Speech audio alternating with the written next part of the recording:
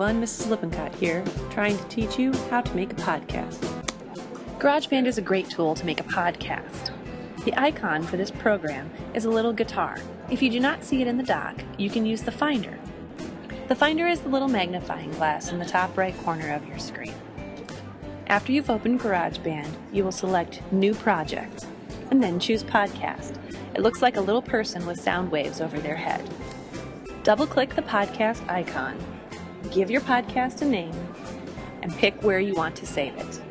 If you do not change the location, it will save it inside of GarageBand by default. Once you've completed this step, click the Create button. When the program opens, you will see several tracks in front of you. The top track is the podcast track.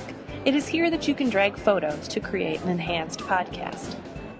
Below that, you will see tracks for voice recording and one for music called Jingle. Recording your podcast is quite simple.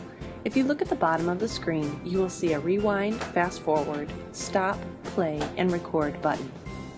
By clicking on the record button, you can lay down your audio track. The first thing you will need to do is click on the voice track you wish to use.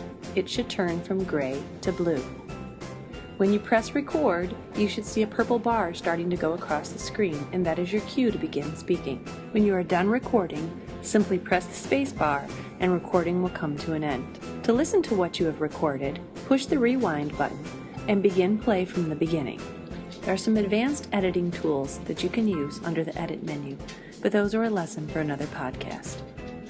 To enhance your podcast, if you have photos in iPhoto on the Mac, you can simply drag them into the podcast to the top track labeled Podcast Track. You can determine how long your pictures will show by using the little double arrows that show up when you hover over the picture while it's in that track.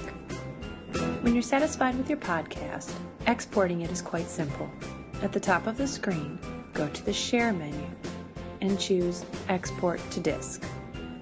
If you have enhanced your podcast, it will be important to keep the AAC encoding.